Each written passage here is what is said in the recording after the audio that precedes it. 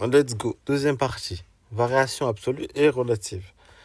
Donc dans cette partie-là, justement, on va parler de variation absolue et de taux d'évolution. C'est le même mot. Enfin, c'est pour dire aussi variation relative.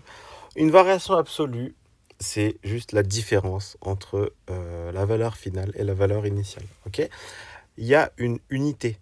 Donc, si vous avez quelque chose qui coûte à la fin qui coûtait à la fin 25 euros et au début il coûtait 10 euros, ben, en fait, il a augmenté de 15 euros.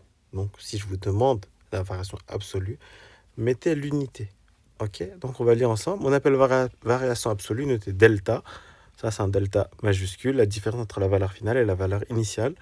Lorsque V0 passe à V1, on dit que ça subit une évolution pour arriver à une valeur V1. Ok?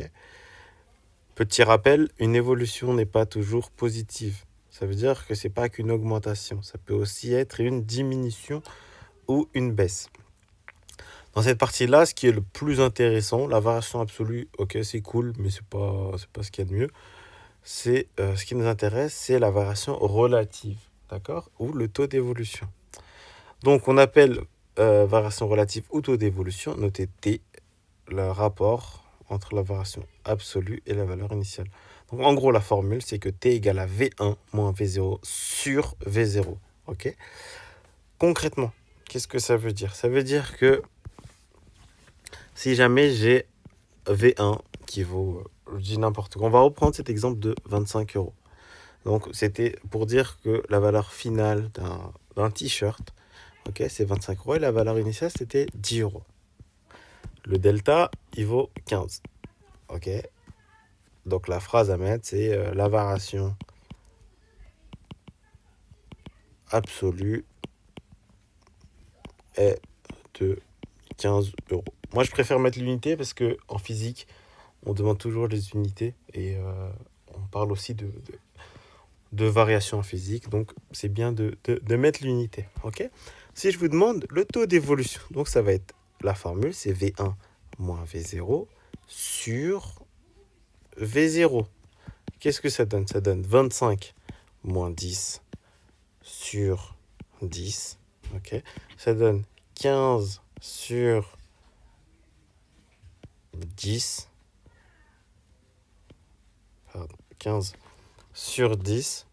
Ok. Et donc, 15, c'est quoi? C'est 3 fois 5.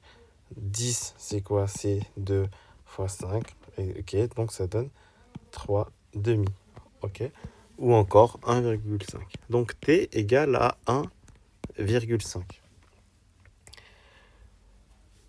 Qu'est-ce que ça veut dire? Ça veut dire parce que c'est bien de savoir le trouver, ok, mais comment l'interpréter?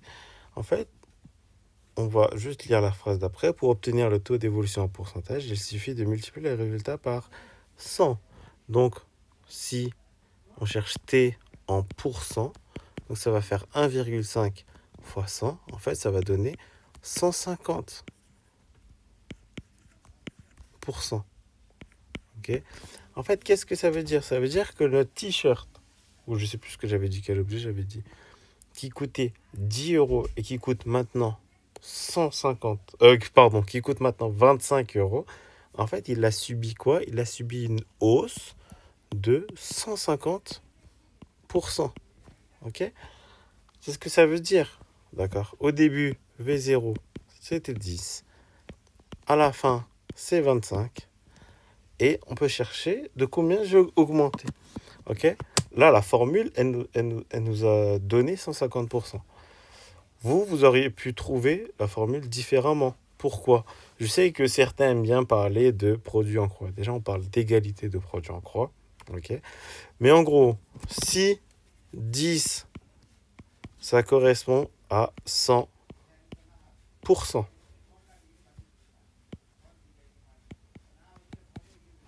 25 sera égal à, on ne sait pas.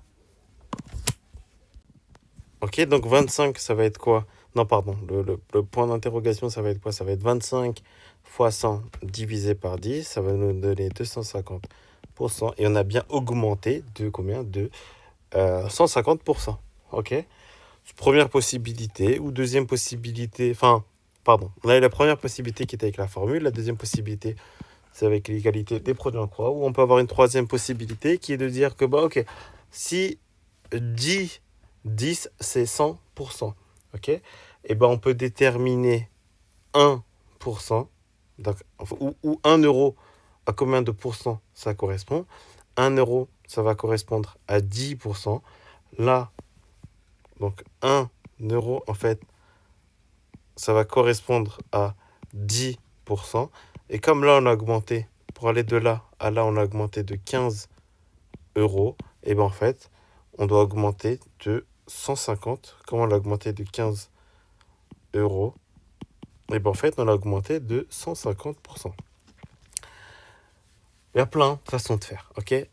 Celle que je préfère et celle que vous devez faire, c'est celle-ci. Pourquoi? Parce que dans les autres, en fait, ça marche. Ok, l'égalité des produits en croix, vous maîtrisez bien. C'est ce que vous aviez l'habitude de faire au collège. Mais déjà, l'égalité des produits en croix, en fait, ça ne donne pas le résultat direct. Si je vous demande quel est le taux d'évolution, en fait, il y a une étape supplémentaire à faire qui serait de savoir, pour aller de 100% à 250%, qu'est-ce qu'on a fait. Celui d'après, il est bien, encore, mais une nouvelle fois, ça fait trop d'étapes.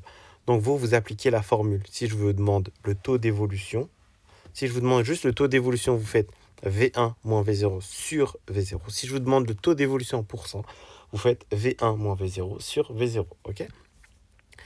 Juste, il y a une phrase qui est intéressante ici, c'est que si T est positive, strictement, l'évolution est une augmentation. Si T est négative, c'est une diminution. D'accord? Je vous renvoie vers les exos qu'on a pu faire pour parler de ça. Okay, mais juste n'oubliez pas de multiplier par 100 si vous voulez obtenir le taux d'évolution en pourcentage. Ok, et donc juste pour conclure, le taux d'évolution, en fait, c'est pour exprimer l'évolution, mais en pourcentage. Ok, ça conclut cette vidéo.